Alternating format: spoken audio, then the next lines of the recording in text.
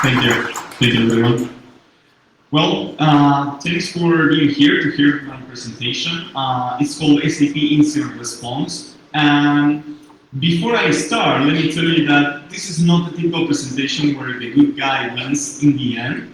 No, these are like real examples from my own experiences on how the SAP systems are nowadays into the market. This is a disclaimer, no one reads it, but I need to put it there anyways, so no worries. So as they say, I'm a journalist in Santarsieri. My background is in general penetration testing. I started doing general pen testing, vulnerability assessments, etc. I found a lot of vulnerabilities in SAP, Oracle, and IBM software. I'm not going to touch that anymore. Normally I get invited to speak on these kind of conferences. It's a pleasure to be here in ROOTCON. I have been in the past in Black Hat, Hack in the Box, SECTI, etc. I'm into party, if I don't mention that only can be. And I had the pleasure to secure more than 1,000 SAP implementations around the world. I had the pleasure to work alongside with the biggest ONG in the planet and a lot of military institutions, Fortune 500 companies, etc. As they say, I am the founder of Bixer. It's a company that I founded a year ago, where we focus on SAP, Oracle software, pen testing, trainings, and we do a lot of forensics for the government and for some other companies. And because of that, is that I'm bringing you my real life histories. Another thing before we jump in, we're now expanding to APAC. We have a big presence in Malaysia and Singapore, not in the Philippines, so if you're curious, just chat to us. So what I'm bringing for you today, apart of some exploits that I'm going to show you. First is a really brief introduction to SAP, so we can all be in the same level. And second, I bring for you some misconceptions. Take the SAP word away, and you might be familiar with these phrases. The first misconception that we're going to be seeing is we have never had an SAP security incident before. Okay.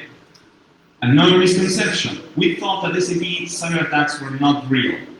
And finally, another common one, the probability of an SAP cyber attack is low. Okay, we're going to see. So, without any introduction, we're going to go directly for the SAP part. So the first question that you might be thinking for those of you that are not very related to SAP is, okay, what is SAP? Well, SAP is an acronym. It stands for System, Applications, and Products in Data Processing. So no wonder everyone just said SAP or SAP.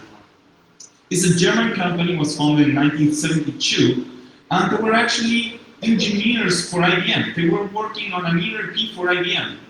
I don't know why, but the project gets cancelled, and the guy says, okay, wait a minute, we do have something really cool here. Why don't we just split up, create our own company, and we just develop this new concept, this new ERP. And that, guys, that's one of the most successful business decisions in the history of software. Why? Because SAP now has more than 88,000 customers worldwide. They have, 88,000 employees worldwide. Customers, they have a little bit more. They have 378,000 customers worldwide. They're everywhere in almost every single country on this world. And the most important part is that 87% of the Forbes Global 2000, meaning like the biggest companies in the world, 87% of those companies are using SAP right now. And some of them, they even expose SAP directly to the internet. Okay, so for this brief introduction, we can divide the SAP solutions in two. From one side, we have the enterprise solutions. Enterprise solutions are where your regular workers in the company are going to log in to do their work, like all your human beings. All the enterprise solutions, and we're going to see next what it means, are NetWeaver based. If you only have one SAP system in your company, you have the SAP ERP, or maybe you have heard about the enterprise resource planning. Why? Because it's the core, it's the heart of SAP. If you are managing credit cards, they're going to be there. If you are paying your employees, if you're doing all your HR activities in SAP, they're going to be there. Vacations, promotions, bank accounts, purchase orders, that's the heart of SAP. And from the other side, we have like supporting solutions. These supporting solutions are just meant to provide support to the enterprise solutions. Most of these solutions are not NetWeaver based, and in general here you have like technical users. You won't find the broad population of users working on these particular solutions. What is this NetWeaver that I keep mentioning? Well, NetWeaver is the framework where SAP is built in. It's the most important technology on the SAP world. And NetWeaver is service-oriented. It means that each stack, well, we're going to talk about it, ABAP and Java, will have its own set of services. Those services will be listening in their particular ports, and something that is very curious about SAP and this kind of ERP systems is that all those services, most of them, they have proprietary protocols with almost no documentation whatsoever. So this is briefly how the SAP system looks like. When you see there that says SAP application layer is the NetWeaver framework. And the NetWeaver framework will regulate how SAP speaks to the operating system.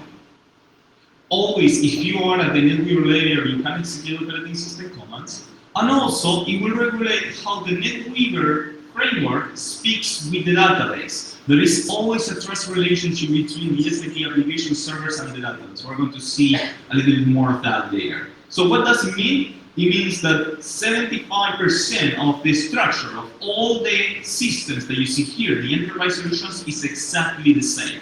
So for a red teamer, that is really good, because it means that if you find a vulnerability, for example, on SAP CRM, you have 75% chances that that same vulnerability is going to work on the ERP system. For the defenders, well, that's a headache. So, almost finalizing with the basic concepts, things that you need to know to understand what the DAX that I'm going to be describing. SAP transaction. What is an SAP transaction? Let me tell you that unfortunately, moving through SAP is not point and click. You have to remember these codes. For you to understand it better, it's kind of like a trigger to SQL. You type the code and that code will call a program. You can have default transactions come in default programs, custom transactions come in default programs, and custom transactions come in custom programs. It's a little bit complicated, but it's really easy. Then we have the SAP programs. There are many, but for the sake of this talk, we're gonna be focusing in the most common one that also, to make things a little bit more complicated to understand, they're also called ABAP. ABAP is a proprietary language that SAP created. It's funny, you're going to see it later, but it's very similar to QBasic for all these here in the audience. And finally, we have the SAP RFCs, that stands for RSAP Remote Function Call. You can see them as APIs, also called in ABAP, that they can be called locally from the SAP system to itself, or remotely from one SAP system to another, or from your Python script, or your .NET program, Java program towards the SAP system. Most of these function calls are authenticated, but some of them are not, and they're really easy to abuse to exploit. So when we are here, why someone will actually try to attack the ERP systems? Well, first of all, it will run the business critical processes, even production lines. We have a customer that he said that if the SAP system will go down for 2 minutes, he has to throw away all the production line of that morning. And that for him, it was $7 million. Just a 2-minute outage. It contains sensitive information, as I said before, personal identifying information, social security numbers, credit cards, payroll. You can get a free vacation if you have an SAP system. And most importantly is where the money is. Everyone knows, even the attackers, that SAP equals money. And that's why it makes very appealing for attackers to perform espionage, sabotage, and fraud attacks over the SAP systems. So I told you before that I have like real life scenarios. Those are incidents that happen in real life, but of course, for respect and consideration for the victims, I'm not going to give you the name of the companies. I'm going to give you some descriptions, but not like the name of the company per se. First misconception, we never had an SAP security incident before. Perfect. What's the scenario here? This was like a big company in the United States. They do a lot of films. And they were totally hacked. Apparently, someone compromised a domain, a global domain admin for the entire domain, The attackers use that level of privileges to pretty much spread everywhere, and they compromise everything, like switches, workstations, servers, you call it, the attackers had control over it. This company did something that I never saw before. They created what is called a white room. What does it mean? They literally deprecated all their technology. This is a really big company, but they deprecated all the technology, and they say, okay, only whatever gets installed on that little room, on our white room, will be allowed to stay in the organization. It was crazy. You couldn't use your smartwatch, you couldn't use your laptop, pen drive, cell phone. You need to leave everything behind before you can actually enter this white room. So the main concern here was to know if SAP was especially hacked. Remember, these guys already were domain admins or the entire domain. So they know that they had the access, but they wanted to know if they went into the SAP system particularly, especially for the credit cards and personal identifying information. And because of that, they give us as a target the ERP, because remember, it's where the credit cards are. The only caveat here is that we were not part of the forensics team that did the forensics over the database. That was on charge of another company that are very famous here in the US, and the only thing that they do is forensics. So whenever you hear this misconception of we never had an SAP security incident before, you need to start asking some questions like, can you really be sure? In Java, remember this stack that is mainly used for front end, the security audit trail does come enabled by default. But in AVA, the important one, the one that is the back end, the one that actually holds the money, most of the security audit trails do not come enabled by default. So whenever you hear this misconception, the first thing that you need to ask is, okay guys, but do you have the security audit log actually enabled? I can tell you that 90% of the times that you ask that question, the answer will be no. But let's be kind here, let's suppose that they do have it enabled. I don't know if you remember, but I told you that each one of the services in SAP has its own protocol. Well, also, it has its own way to log for security events. And of course, by default, those events do not come activated. So you need to go one by one and activate the security audit trail. If you ask, again, your potential customer, hey, but you guys have those services with the security audit log enabled, 95% of the cases they will say no. But let's be kind again. Let's suppose that they say yes. Then you do the final question. Okay, suppose that you have all the logs activated. Is someone actually grabbing those logs and paying attention, reviewing those logs? Absolutely not. Almost no one is doing that nonetheless. So this puts the companies right now in the market in a really tough position in order to face an incident against SAP. So what we did here? We knew that they were compromised, we knew that they were in a tough spot, so the first thing that we did, and we were very surprised that they say yes, is okay, give me all the virtual machines that are composing the SAP system. Why all the virtual machines? Well, SAP will have what is called the central instance, and in order to be kind of like a load balancer, we'll have different application servers. To make things even more complicated, the logs can be divided on each one of the application servers. So if you want to do a good job, you literally have to ask for all the logs, for all the services in every single application server that is out there. For us, it was a total of 4 virtual machines. They give us the VMDK, like the disk, and we had to mount it and start doing, okay, what logs do we have? I put in this table for you, so when you go back to your company, you know where to look, exactly the path to look to see if you have the logs or not. Let's see what these guys have. The first thing that I knew was, okay, the security of the log, the most important audit trail there. It doesn't come by default. Do they have it? Yes, they have it, but partially enabled. Very, very few events. Good, something is better than nothing. The gateway log, a very, very important service in SAP that if you don't secure it, anyone that actually can reach the gateway will be ended up executing operating system commands under the privileges of the SAP system and even jump to the database. Okay, do you guys have the logs? No. Ooh, bummer. So message server, another very important component in SAP that if you don't secure it, someone can register itself as an application server and perform man in the middle, getting all the traffic towards the SAP system. Do you guys have the logs? No. Right now. Good, but at least tell me that you have the vetting system logs. No. 17 right now. So, as you can see, we're like really, really far from an ideal scenario. We just have a handful of logs. We only have the security audit log. So what is this security audit log that I keep mentioning? Well, these are like SAP works. Basically, the security audit log is a program inside SAP that will provide an audit trail for auditors or security professionals to review the events that are happening in SAP. How you interact with the security audit log? Well, with three different transactions. SM19, you're going to use it to configure the events. For example, failure loan attempts, if the user gets logged, etc. SM20, and between quotes, you're going to use that to review the events. And we're going to see why I'm saying between quotes.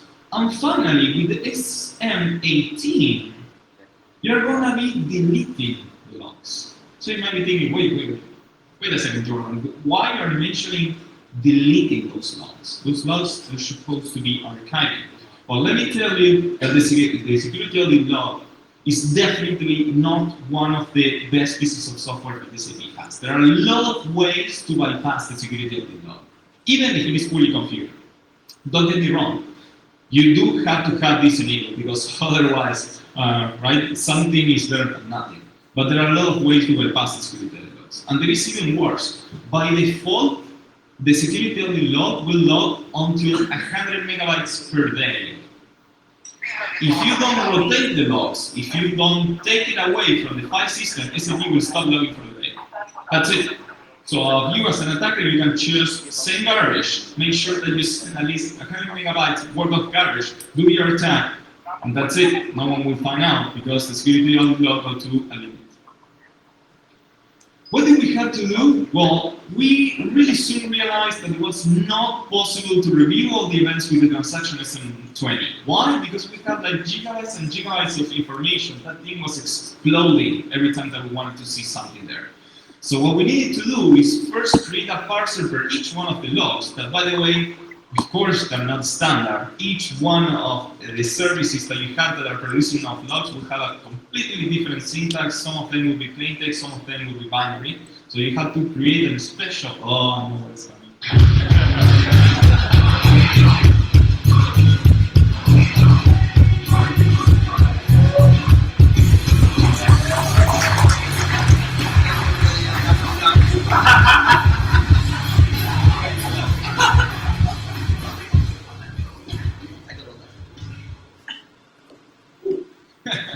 Okay, making things more interesting.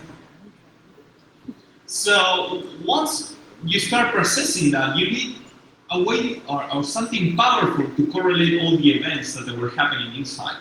We did it with Splunk. It was the only thing that we had available. Of course, you can use your scene, whatever you have, your radar, etc. But we use the Splunk, and it's really good. We already knew the syntax of the queries. So for each one of the events, for each line in the log, we created this gigantic structure where it will give you the name of the SAP system, the hostname, the source, what user was triggering the event, the payload of the event, the console, etc. We started with, to give you a number, with 5 gigabytes, and we ended with 250. So if you're going to do a forensics, make sure that you have a very powerful disk. Once we put the stuff in Splunk, we started to see a very common attack pattern, and just there, we were able to verify that inside the SAP system. What you see there is someone actually trying passwords for a user that is being used for the data dictionary. That user inside the system is SAP_all. That's the profile, the privileges. But for you to have an idea, it's like being root in a Unix box. You get the type user, you can do whatever you want there. So we saw this very common pattern attack, like someone trying, fail log attempt, fail log attempt, fail log attempt, but we follow a little bit and we saw this. Password change for user, they did. Actually, someone got in and changed the password. So this is like the typical brute force scenario. We kept digging inside the log to see, okay, what this guy was doing. The first thing that that person was doing is to invoke another transaction that is the SEA. It's the ADA developer workbench. If you're an SAP developer, you go to this transaction to code SAP programs. And then we saw a call to a function that changed everything. That person was calling the rs_testFrame_call program. It doesn't say much, but it changed everything. Why? At that point, I thought I was the only one that had that 0-day to bypass the security audit log. That program will let you execute code another function calls without logging anything, totally bypassing the security audit log. So the profile of the attacker completely changed. We started from someone that was just trying a default user, and now is invoking that to bypass the security audit log. Wow. But don't believe me. Let's see it together. I'm actually virtualizing two different SAP systems here in this machine. This is the SAP GUI. If I stop messing up, oh, okay. This is the SAP GUI, and I don't know how much we're going to be able to see it. And let's do exactly the same that this person was doing. Garbage, garbage. Okay, that person got it. I see it.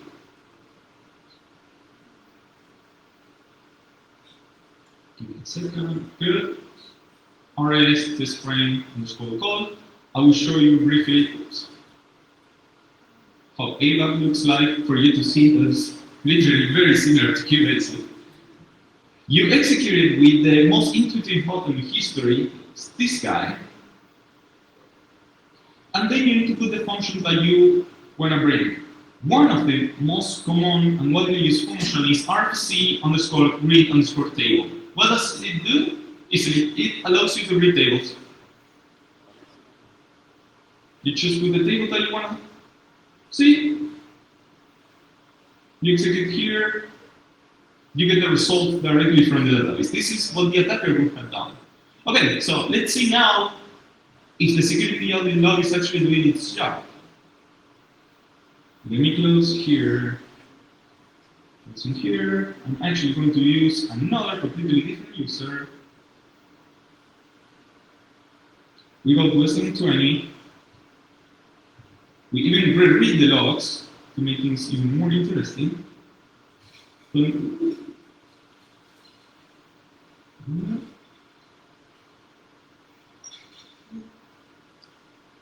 We don't see anything about the code of the program. Absolutely nothing. This is a way to completely bypass the security audit log. Okay. We continue.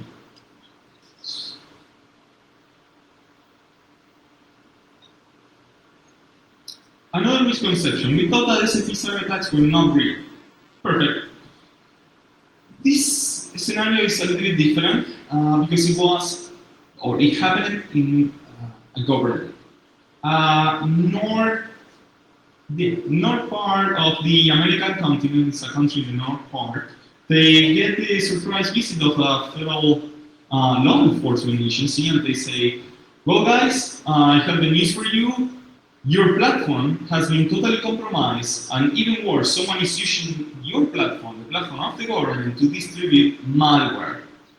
The only particularity is that we know how the tip of the spear was. We know what system was compromised first. It's the SAP system that you have here. That it was a dual stack. Dual stack meaning that is ABAP, it has all the ABAP services and all the Java services as well. The law enforcement, they also say that this was a sponsored state attack, but they don't provide any evidence to support that claim. That's it. They say that, hey, this is related to a sponsored state attack. They give us, of course, the nationality that they believe that they were attacking them, but that's it. They go.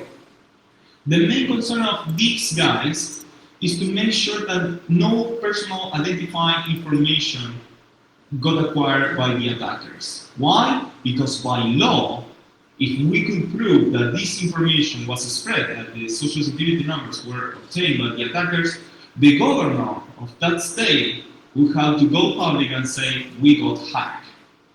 No one wants to do that. The second goal here was, okay, a part of making sure that someone didn't steal our stuff, we want to know how actually happened. Before we arrived there, we knew, because of the characteristics of the SAP system, we already had a theory, but of course we needed to actually prove it. So, same procedure as before, we ask for the virtual machines, we mount the drives. You will notice that we have more logs now because, of course, we have more services. And we start doing the same work as before. Security audit log doesn't come by default. Do we have it? No. Oh, bummer. Gateway log, very important one. Do we have it? No. Mesh server, do we have it? No. Oh, we only have the Java logs. And in this case, this SAP system was running on Windows, so we had also the operating system logs. We were lucky on this one because we suspected that the attack that it was used was over the Java side. So at least we got that. We did the same as before, we parsed our stuff, we put it on Splunk, and automatically, as you can see here, we start seeing really good indications of compromise. People executing who am I, shutting down the firewall, downloading weird binaries through the PowerShell, a lot of shady stuff here. So why this happened? At this point, we were sure that we knew what the attackers were using. There is something in SAP that is called invoker servlet. That it was created just to make lazy developers to deploy their stuff quickly. What the invoker servlet does is it lets you call a web application by its name, in this case my servlet, like you can go to jordan.com/myservlet and you will be served with that page, or you can invoke by the class. It will be exactly the same if you go to jordan.com/mypackage.example.myservlet. You will be served with the exact same web application. There is a problem. How do you secure these web applications? Well, there is a web.xml file that contains the security clauses. And those clauses, they are tied to what is called the URL pattern. As the people that were securing these files were not expecting this invoker servlet, what they did? They say, okay, every time someone invokes my servlet, please ask for authentication. That's it. But they completely forgot about the invoker servlet. So if you go to jordan.com/mypackage.example.myservlet, guess what happens? You get to execute whatever that application is holding without providing any kind of authentication. And it's also one of the demos that I have for you. First, I'm going to show you. This is the exploit. This is exactly the URL. Target 2 is the SAP system, also another SAP system that I have running on this machine. As you can see, it's extremely simple to do. It's just a GET request. You can do who am I, for example. Sorry.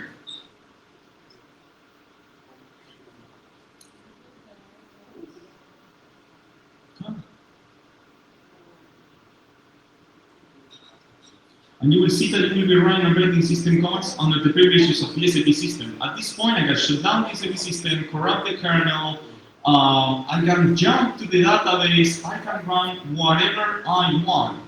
And remember, this is an attack that can be performed directly from the internet. So at this point, it was quite clear how these guys got compromised. The first thing that we need to do there was saying, okay guys, wait, we find out this is a 5-year-old exploit, showing you didn't patch. You need to apply these security notes. Security notes is kind of like a Windows patch. We need to do it right away. Why? Because the SAP system was still exposed to the internet. So everyone, by the time that we were working there, everyone could just keep executing stuff. The only caveat, and this is a very common thing in the SAP world, is that they need to restart the SAP system for the changes to take effect. So finally, we were in the right position to find out what happened and how it happened. Well, yes, it was a 5-year-old exploit. There were at least 3 different attackers on that system. How did we find out? Well, we were analyzing the heuristics of the command. The people that were there were actually executing. They had totally different objectives, syntax, style, etc. Lucky for them, we proved that no lateral movement and no stealing of personal identifying information was obtained by the attackers. And that's exactly why you would never hear about this intrusion before. As they didn't have the obligation by law to go public, they just didn't. The final misconception. The probability of an SAP server attack is low. We'll see. The scenario. Here it was a little bit different. We were working with the IT department of a big organization back in the US. They were like gigantic electricity company. These guys got an incident a couple months ago, and they suspected that the SAP systems also were compromised. Of course, this statement was completely refused by the SAP administrators. They say no, our SAP systems are spotless, nothing happened. The problem is that these IT guys and security guys didn't have enough knowledge nor the tools to actually verify that statement or dispute the statement. What did they do? They call us and they say, okay, first we want to do a pen test. We want to know how easy it is to break into our SAP systems. And second, we want to do a forensic analysis to make sure that our SAP systems were actually safe. In order to do that, they provide us with a time frame, a period start to the end that we should be analyzing. That is where more or less they had the incident in the past. So the probability of an SAP server attack is low. Every time that they hear that, they say yes and no. Yes, it's true if you compare it with the likelihood of someone attacking your cell phone or your workstation. Yeah, the skill level that you need to attack those things are lower than to attack an SAP system. But there is a caveat with that. Look at this. This that I'm showing you is a 16-year-old exploit. It was reported 16 years ago. The exploit is in the interaction between the SAP system and the Oracle databases. And this exploit works like a charm. 95% of the SAP systems that are running Oracle nowadays, they are vulnerable to this exploit that will allow you to execute queries without providing username and password. We're going to see it. So why this is happening?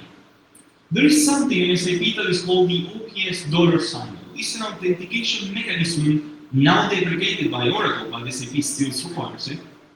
Basically, that mechanism is telling Oracle that someone, somewhere, already authenticated the user. Someone already did it, so SAP do not bother about it. Perfect. At the installation time, when you create the SAP, you install the SAP system, an operating system user called SID-ADM, SID is the name of the SAP system, is generated in the operating system and is marked as OPS dollar symbol, meaning that this user can use this authentication mechanism. There is a caveat. That user can connect to the Oracle database without credentials, but can only retrieve the content of one table and one table only. That table is called SAP user. And the content is what you see there. It has the real database user and an encrypted password. I know, this is really confusing and it looks really ugly. So, in order to help you understand, I created kind of like a diagram. First, the SAP system application server connects to the Oracle database with this OPS dollar symbol mechanism and says, hey, Oracle, I'm using this mechanism, so no worries, someone already authenticated me somewhere. Oracle says, oh, cool, here's the encrypted password for the database user that I have. The SAP system will decrypt that password and connect again with another user and the decrypted password. And that other user has full privileges over the SAP schema, meaning that you can go for caches, credit cards, modify salaries, corrupt the database, etc. Let's see how hard it is to exploit this issue. I created another demo for it. The first thing that you're going to do is you need to find out the name of the SAP system. This is really easy. There are like 1,000 ways to do it. And you're going to create inside your system the SID-ADM user. In my case, my SAP system is called TL1, so I just created a TL1 ADM user, as you can see back here. And we're going to be using the SQL Plus. I'm pretty sure everyone is familiar with the SQL Plus. It's the regular SQL client for SAP.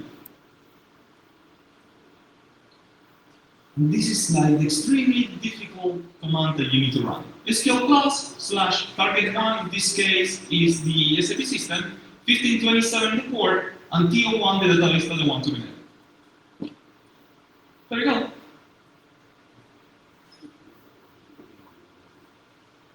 Sorry.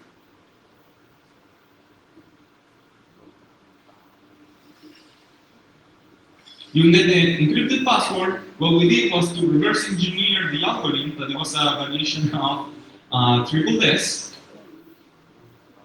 You get the plain text password, you connect again, you are the master of the database. Anyone that connects to the database and compromises the database, pretty much game over. SAP stores pretty much everything there. It's just that easy. So I had 10 minutes, I had to speed up. So why this is happening? Well, there is a parameter that is called remote OS 10 that isn't true. Oracle says, hey, no, this is all wrong. You need to shut it off. This thing has to be enough. But guess what? SAP needs it enough to work. If you disable it, it's even worse because you will have a hard-coded user inside the kernel with SAP Story 3 and password really complicated one SAP. So what you need to do, basically, you need to restrict who can connect to the listener. You can even do a firewall, or you can modify the DNS names.ora, and that's it. Of course, we continue working. We started as we were already there. We proved that it was really easy to compromise. We started to look for backdoors. We found a ton of these. Basically, people downloading stuff, executing shell scripts. It was a mess. So at that point, we were back and say, okay, guys, yes, you were compromised. The compromise came inside the SAP system. Someone put those backdoors in there. They moved to QA, and they ended up in production. We cannot tell you because you don't have the logs. We cannot tell you at what point those compromises happened. We cannot tell you when that person put the backdoor there. What we recommend here is that you start analyzing the whole set of SAP systems because we cannot guarantee that someone is not spreading out. Okay, to wrap up, what you can expect for these real forensic scenarios in SAP? Well, let me tell you that more often than not, your job will be very, very difficult. Expect a lot of data sources out there. Expect tons and tons of gigabytes, if not terabytes of information. You need to plan ahead. You need a scene. You need a really gigantic disk. At the beginning, I was a fool that tried to do this with my MacBook Air. Forget it. I had to bring my gaming laptop to actually have a possibility. Something that is extremely important. You can never guarantee 100% that the SAP system has not been compromised. You can do the other way around. You can find evidence of compromise, perfect, but SAP is so big, has so many entry points and so many ways to bypass the security audit trails that if you say, yeah, your SAP system is 100% fine, you're lying. And finally, prevent. It's much more expensive to do a forensic analysis than just do a pen test or an audit from time to time. It will save you a lot of headaches.